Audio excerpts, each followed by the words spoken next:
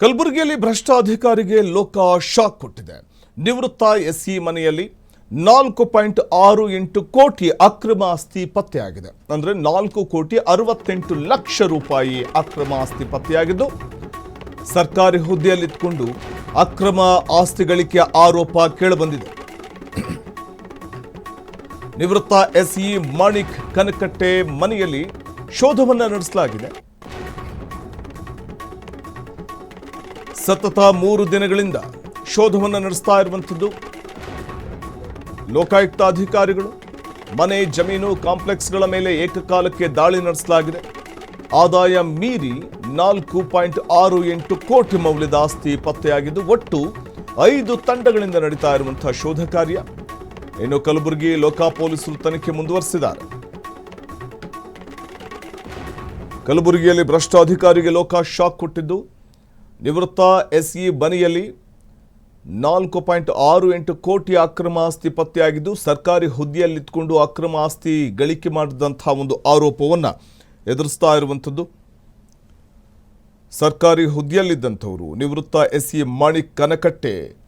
ಆದರೆ ಸಂಪಾದನೆ ಮಾಡಿರುವುದು ಮಾತ್ರ 4 ಕೋಟಿಗೂ ಮಿಗಿಲಾದಂತಹ ಆಸ್ತಿ. ಅದು ಅಕ್ರಮ ಆಸ್ತಿಯನ್ನು ಸಂಪಾದನೆ ಮಾಡಿರುವಂಥದ್ದು.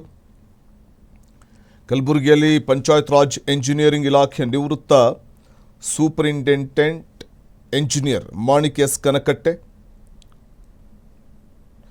ನಿವೃತ್ತ ಸೂಪರಿಂಟೆಂಡೆಂಟ್ ಎಂಜಿನಿಯರ್ ಮಾಣಿಕ್ ಎಸ್ ಕನಕಟ್ಟೆ ಅವರ ನಿವಾಸ ಹಾಗೆ ಕಚೇರಿಗಳ ಮೇಲೆ ಲೋಕಾಯುಕ್ತ ಪೊಲೀಸರು ದಾಳಿಯನ್ನು ನಡೆಸಿದ್ದು, 4 ಕೋಟಿಗೂ ಮಿಗಿಲಾದ ಸುಮಾರು 5 ಕೋಟಿಯವರೆಗೂ ಕೂಡ ಇರುವಂಥ ಅಕ್ರಮ ಆಸ್ತಿ ಪತ್ತೆಯಾಗಿದೆ.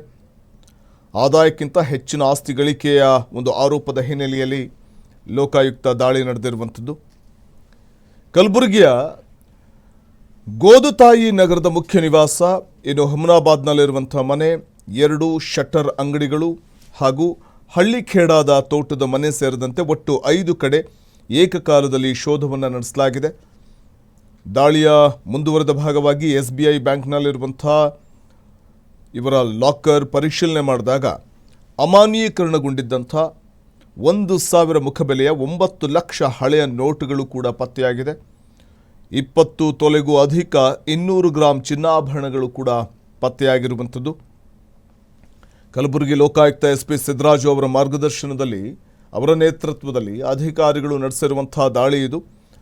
ಕಳೆದ 3 ದಿನಗಳಿಂದ ಈ ದಾಳಿ ಮುಂದುವರೆದಿದೆ. ಕರ್ನಾಟಕ ಲೋಕಾಯುಕ್ತ ಮಾಣಿಕ್ ಕನಕಟ್ಟೆ ಸೇರಿದಂತೆ ರಾಜ್ಯದ ಒಟ್ಟು 8 ಭ್ರಷ್ಟ ಸರ್ಕಾರಿ ಅಧಿಕಾರಿಗಳ ನಿವಾಸಗಳ ಮೇಲೆ ಏಕಕಾಲಕ್ಕೆ ದಾಳಿಯನ್ನು ನಡೆಸಿರುವಂಥದ್ದು. ಇನ್ನು ಮಾಣಿಕ್ ಕನಕಟ್ಟೆ ಲೋಕಾಯುಕ್ತ ದಾಳಿ ನಡೆಯುವುದಕ್ಕೆ ಕೇವಲ 1 ವಾರದ ಹಿಂದಷ್ಟೇ ಸೇವೆಯಿಂದ ನಿವೃತ್ತರಾಗಿದ್ದರು.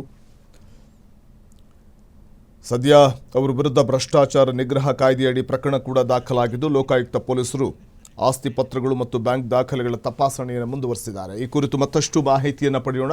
ಕಲಬುರಗಿಯ ನಮ್ಮ ಪ್ರತಿನಿಧಿ ಪುರುಷೋತ್ತಮ್ ಅವರಿಂದ ಹೆಚ್ಚಿನ ಮಾಹಿತಿಯನ್ನು ಪಡೆಯೋಣ. ಪುರುಷೋತ್ತಮ್, ಸತತ 3 ದಿನಗಳಿಂದ ನಡೀತಾ ಇರುವಂತಹ ದಾಳಿ, ಲೋಕಾಯುಕ್ತ ದಾಳಿಯ ಸಂದರ್ಭ ಎಲ್ಲೆಲ್ಲಿ ಅಕ್ರಮ ಆಸ್ತಿಯನ್ನು ಮಾಡಿದ್ದಾರೆ ಅನ್ನುವಂಥ ಒಂದು ವಿಚಾರವಾಗಿ ಮಾಹಿತಿಯನ್ನು ಸಂಗ್ರಹಿಸಲಾಗ್ತಾ ಇದೆ. ಏನು ಅಕ್ರಮ ಆಸ್ತಿ ವಿಚಾರಕ್ಕೆ ಸಂಬಂಧಪಟ್ಟಂತೆ ದಾಖಲೆಗಳ ಪರಿಶೀಲನಾ ಕಾರ್ಯ ಯಾವ ರೀತಿ ಮುಂದುವರೆದಿದೆ ಅಲ್ಲಿ ಅಂತ?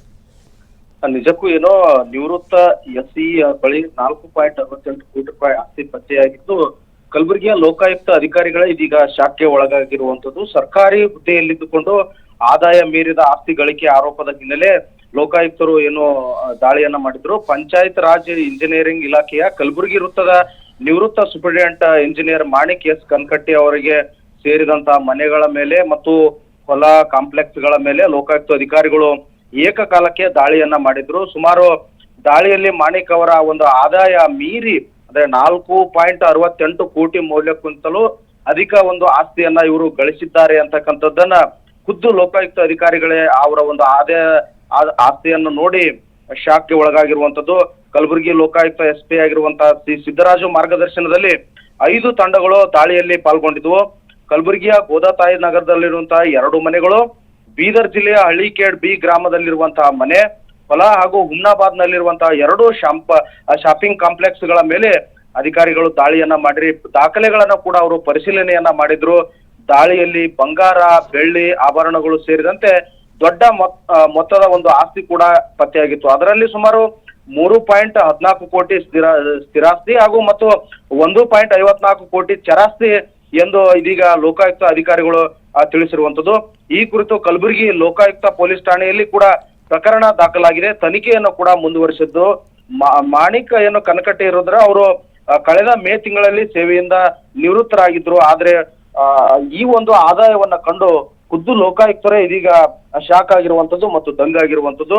ಕಲಬುರಗಿಯ ಗೋದತಾಯಿ ನಗರದಲ್ಲಿರುವಂತಹ ಮಾಣಿಕ್ ಎಸ್ ಕನಕಟ್ಟೆ ಅವರ ಮನೆಯ ಮೇಲೆ ಲೋಕಾಯುಕ್ತರು ದಾಳಿಯನ್ನ ಮಾಡಿದ್ರು ಮತ್ತು ಪರಿಶೀಲನೆ ಮಾಡಿದ್ರು. ಇದೀಗ ಸರ್ಕಾರಿ ಹುದ್ದೆಯಲ್ಲೇ ಇದ್ದುಕೊಂಡು ಆದಾಯದ ಮೀರಿದ ಆಸ್ತಿ ಗಳಿಕೆಯನ್ನ ಮಾಡಿರುವುದು ಖುದ್ದು ಲೋಕಾಯುಕ್ತ ಅಧಿಕಾರಿಗಳೇ ಇದೀಗ ಶಾಕ್ಗೆ ಒಳಗಾಗಿರುವಂತಹದ್ದು. ಧನ್ಯವಾದ ಪುರುಷೋತ್ತಮ್ ತಮ್ಮೆಲ್ಲ ಮಾಹಿತಿಗಾಗಿ.